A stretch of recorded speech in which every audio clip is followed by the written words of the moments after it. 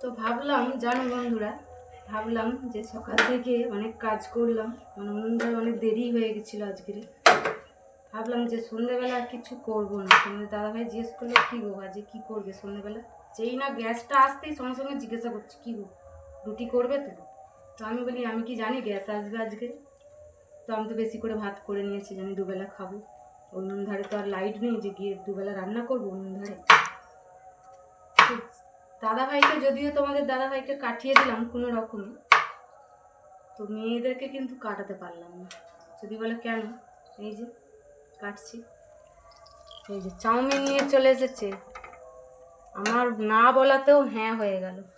মানে আমি না বললাম যে আমি পারবো না করতে, সকাল থেকে অনেক খেটেছি, ভাল লাগছে না, দুপুর 3টে বেজে গেছে, খেয়েছি, খেয়ে দিয়ে আবার অনেক কাজ করলাম, বাসন কুসন মাজলাম, জল ভরলাম, কলে জল আসলো জল ভরলাম। তো তার কারণে বললাম যে আমি আর কিছু পারবো না, শরীরটা ভালো না। তবুও কিন্তু আমাদের বড় সোনা কেঁদে কেঁদে কেঁদে কেঁদে ঠিক নিয়ে আসলো চাউমিন। দোকান থেকে চলে গেল ছুটে, চাউমিন নিয়ে চলে এলো।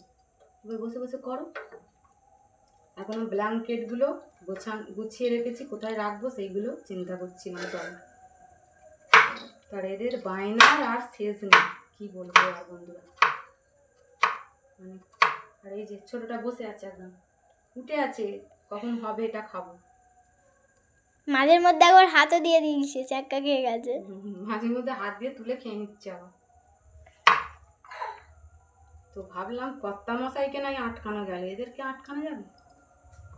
কর্তা মশাইকে তো আটকে দিলাম কোনো রকম, যে না গো রুটি করতে পারবো না আজকে, আমি তো ভাত করে নিয়েছি। একটা অজুহাত দেওয়া গেল, যেই না গ্যাস এসেছে দেখেছি আজকে যে গ্যাসটা এসে গেছে। ও অনেকদিন আগে বুক করেছিলাম, গ্যাসটা আসছিল না, দেরি করছিল। যদি না গ্যাস আসতো তাহলে বলতাম না গ্যাস এসেছে। গ্যাস এসেছে না, তো কি বলবো আর।